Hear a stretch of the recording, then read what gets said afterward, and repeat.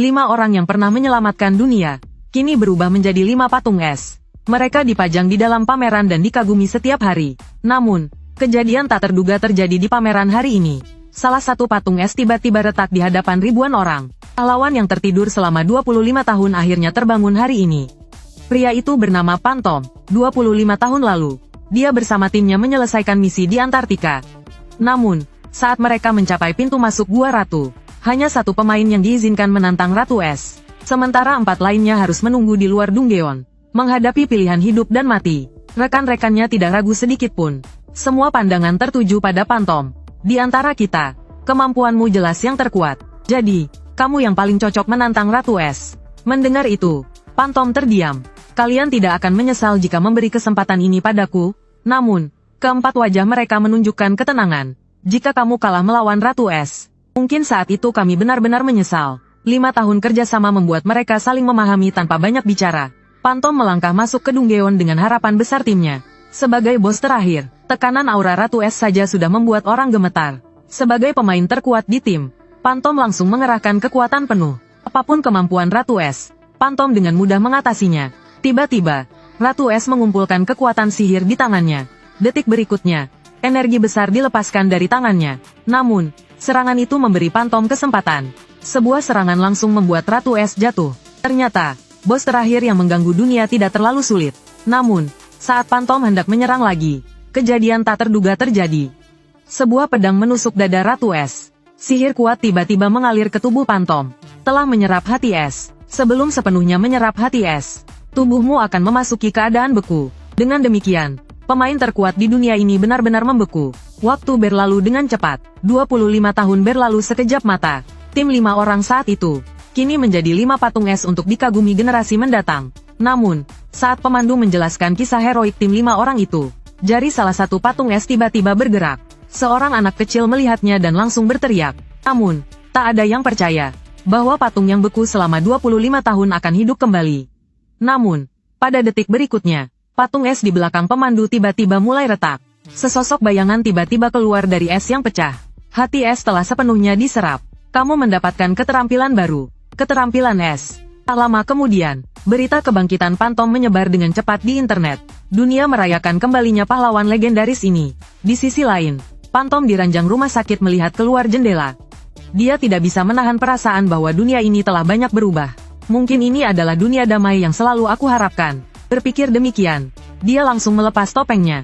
Sepertinya sekarang aku bisa menunjukkan wajah asliku. Namun, tindakan ini membuat dokter di sampingnya terkejut. Bagaimanapun, selama bertahun-tahun, tidak ada yang pernah melihat wajah aslinya. Namun, Phantom hanya memandang orang-orang dengan senyuman damai. Sekarang dunia telah damai. Topeng ini tidak lagi memiliki arti. Di tengah kekacauan di kamar rumah sakit, sebuah sosok yang akrab tiba-tiba muncul di pintu. Phantom langsung mengenali pria itu sebagai temannya, Dejing. Setelah 25 tahun, Dejing kini telah menjadi ketua asosiasi pemain. Melihat Dejing yang mulai botak, Phantom tidak bisa menahan tawa. Sudah bertahun-tahun berlalu, apakah obat anti rambut rontok belum ditemukan? Namun, Dejing tidak tersinggung dengan candaan itu. Sebaliknya, dia duduk dengan serius di kursi di sampingnya. Sebenarnya, dunia saat ini tidak sepenuhnya damai, malah lebih berbahaya dibandingkan sebelumnya. Awal dari semua ini, dimulai sejak kamu mengalahkan Ratu Es. 25 tahun yang lalu, berita bahwa tim 5 orang menyelesaikan misi Gua Ratu dengan cepat menyebar ke seluruh dunia. Semua orang bersorak merayakan momen bersejarah ini. Namun, kegembiraan itu hanya berlangsung kurang dari 1 menit. Berita berikutnya membuat semua orang terdiam. Ternyata, Gua Ratu hanyalah lantai pertama. Lift dimensi yang muncul dapat membawa pemain ke lantai kedua. Namun, ketika tim manusia mencapai perbatasan, mereka menemukan tombol lift menunjukkan ada 10 lantai di sini. Mendengar itu, Phantom terdiam. Dulu, tim 5 orang membutuhkan 5 tahun untuk mengalahkan Ratu Es. Jika dihitung berdasarkan kecepatan itu, dalam 25 tahun, manusia seharusnya sudah mencapai lantai ke-7. Namun, dengan tingkat kemampuan pemain saat itu yang rendah, setidaknya mereka seharusnya mencapai lantai ke-5. Namun kenyataannya, setelah 25 tahun perjuangan tanpa henti, mereka baru mencapai lantai kedua saja. Mendengar itu, Phantom terjatuh tak berdaya di ranjang. 25 tahun penuh, hanya menyelesaikan lantai kedua, sungguh memalukan. Namun, Dejing menjelaskan bahwa ada alasannya. Karena lantai ketiga dipenuhi lava, hanya pemain yang bisa menahan panas yang bisa bergerak bebas. Untuk benar-benar menyelesaikan masalah ini, hati es harus ditempatkan di altar. Namun, manusia telah menggeledah gua ratu, tetapi tidak menemukan jejak hati es. Mendengar ini, Pantom tertegun, karena hati es sudah dia serap sepenuhnya. Tapi sekarang dia harus menjelaskan fakta bahwa dia telah menyerap hati es. Dia menepuk bahu Dejing dan berkata, ini bukan sepenuhnya salahmu. Semua orang punya saat-saat buruk. Jadi, bersikaplah santai, saudaraku. Dejing terharu dengan penghiburan Pantom. Memang, hanya saudara baikku yang benar-benar mengerti aku. Namun, hal ini membuat Pantom semakin canggung. Dia benar-benar tidak tahu bagaimana mengatakan yang sebenarnya. Malam pun tiba dengan cepat. Pantom menggunakan koneksi Dejing untuk masuk ke pameran. Melihat teman-temannya yang dulu bertarung bersamanya, dia merasakan kepedihan di hatinya. Dulu, harapan bersama mereka adalah kedamaian dunia. Namun, era damai itu belum sepenuhnya terwujud. Dan kini hanya dia yang tersisa dari tim 5 orang itu. Dia menuangkan segelas anggur, dan menceritakan perubahan dunia kepada teman-temannya. Namun, tanpa sengaja dia melihat patung es mereka penuh debu. Melihat ini, Pantom mengeluh tentang ketidakpedulian staf. Mereka adalah pahlawan yang pernah menyelamatkan dunia. Bagaimana bisa dijaga dengan ceroboh seperti ini? Namun, saat dia menyentuh kepala patung es, hati es di dalam tubuhnya tiba-tiba teraktivasi. Kemampuan es terkonfirmasi. Energi sihir tidak cukup. Gagal melepas segel. Artinya, kemampuan hati es bisa melepas segel teman-temannya. Pantom langsung membuka panel atributnya. Dia menyadari bahwa semua kemampuannya telah diriset setelah bangkit. Untuk memulihkan energi sihir, dia harus naik level. Namun di panel itu, ada sebuah gelar khusus yang menarik perhatiannya. Gelar itu dia dapatkan setelah mengalahkan Ratu Es. Pemain dengan gelar ini, setiap menyelesaikan satu lantai, semua atributnya naik 30 poin. Ini berarti selama dia terus naik level, suatu hari dia bahkan bisa sepenuhnya menggunakan kekuatan Ratu Es. Pada saat itu, dia akan dapat menggunakan kekuatan Ratu Es untuk membebaskan segel teman-temannya. Hari berganti keesokan harinya. Pagi-pagi sekali, Pantom memanggil Dejing ke kamar rumah sakit, dan menyatakan niatnya untuk kembali beraksi. Mendengar berita itu, Dejing langsung menolak. Pertama, yang paling penting sekarang adalah kamu harus beristirahat. Selain itu, jangan lupa bahwa kelompok iblis itu masih mengincarmu. Mereka adalah sekelompok orang yang, demi ambisi pribadi, tidak segan-segan membunuh orang tak bersalah dan menghancurkan masyarakat. Sejak lantai kedua menara iblis dibuka, semua sistem pengawasan dan satelit buatan telah gagal berfungsi. Negara-negara di dunia tidak lagi bisa mengendalikan mereka. Dan kini, setelah mengetahui kamu bangkit kembali, organisasi iblis terus-menerus berusaha mencarimu untuk membalas dendam. Jadi, jika kamu benar-benar ingin kembali beraksi, kamu harus meninggalkan nama Pantom, dan bertindak dengan nama aslimu, Su Junhao. Mendengar itu, Pantom langsung setuju tanpa berpikir panjang. Karena hal itu tidak terlalu penting baginya. Selama dia bisa kembali, dia yakin bisa menyelesaikan lantai ke-10. Mendengar itu, Dejing langsung terkejut, dan bertanya bagaimana cara dia melakukannya. Namun Pantom hanya terlihat tenang, lalu dengan santai meletakkan sendoknya. Aku memakannya. Dejing terlihat bingung. Memakan apa? Nasi campur di tanganmu? Bukan, hati es. Mendengar itu, Dejing langsung marah besar. Barang yang dicari manusia selama 25 tahun, ternyata dimakan olehmu. Dejing merasa tekanan darahnya langsung naik. Ya Tuhan, bagaimana aku bisa berteman denganmu?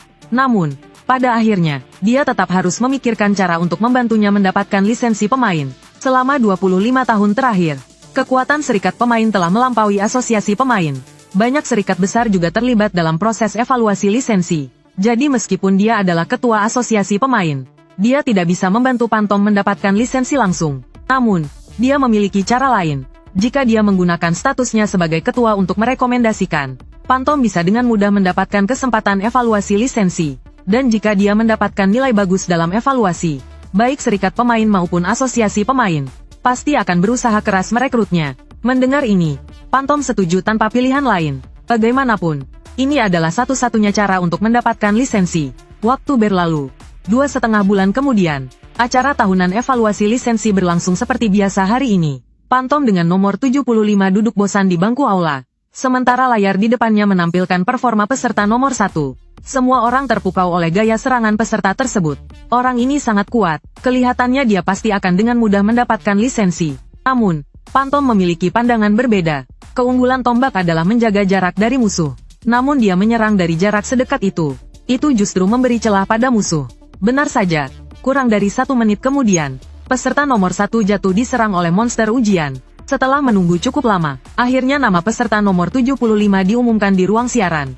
Pantom pun masuk ke arena. Para penguji tampak terkejut. Pantom membawa pedang panjang di tangan dan memikul pedang raksasa sepanjang 2,5 meter di bahunya. Bahkan penguji berpengalaman selama puluhan tahun belum pernah melihat pemandangan seperti ini. Setelah Pantom memberikan isyarat siap, evaluasi resmi dimulai. Sekelompok 10 goblin tiba-tiba muncul di arena. Tanpa basa-basi, mereka menyerang Pantom. Lihat ini, Pantom tersenyum. Pemandangan ini mengingatkanku pada masa lalu. Dengan satu ayunan pedang raksasanya, beberapa goblin langsung terbelah dua. Melihat situasi memburuk, sisa goblin segera menyebar untuk menyerang secara terpisah. Namun trik dasar seperti ini tidak bisa menipu Pantom yang berpengalaman. Dia segera mengeluarkan pisau lempar dari kakinya dan melemparkannya ke arah belakang. 5 goblin langsung tertembus. Namun itu belum selesai. Pantom mengambil busur dari punggungnya. Dengan keahlian memanahnya, dia menaklukkan 4 goblin lagi. Dalam hal memanah, dia sangat percaya diri. Bagaimanapun, gurunya adalah Tris, si penembak legendaris.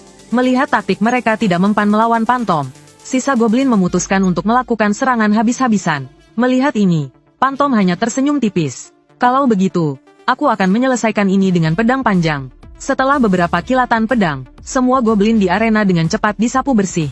Para penguji di atas panggung sangat puas dengan penampilannya. Mereka memuji Pantom. Pemahaman tentang berbagai senjatanya luar biasa. Namun, ketika mereka membuka panel data peserta, mereka menemukan bahwa atribut kemampuannya hanya memiliki satu keterampilan kelas D terlemah. Hal ini menunjukkan bahwa seiring dengan kenaikan levelnya, masalah yang dihadapinya juga akan semakin banyak. Meskipun para penguji menghargai keahliannya, namun tidak ada yang ingin menerima seorang peserta dengan masalah rumit seperti dia.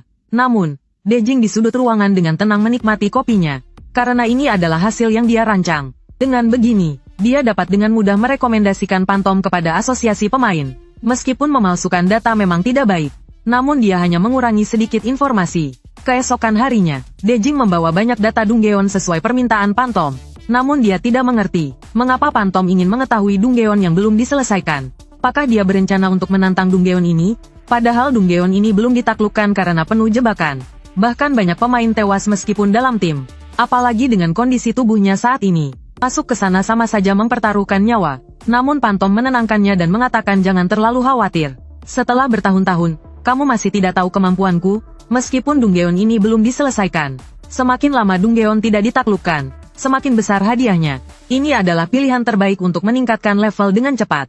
Selain itu, sebagai seorang pemain yang kembali, dia tidak bisa menghindari bertemu organisasi iblis. Sebelum menghadapi mereka, dia harus memulihkan kekuatannya. Melihat tekad Pantom, Dejing menyadari bahwa dia tidak bisa menghentikannya. Akhirnya, dia memutuskan untuk membantu Pantom menelusuri Dunggeon yang bisa dia masuki saat ini. Hasil pencarian segera keluar. Dunggeon itu bernama Kutukan Fajar. Sejak muncul, Dunggeon ini telah merenggut 142 nyawa pemain. Kesulitannya dianggap biasa, namun dijuluki kuburan pemula oleh para pemain. Meskipun tahu dia tidak bisa menghentikan Pantom, Dejing tidak ingin teman lamanya mati sia-sia di sana.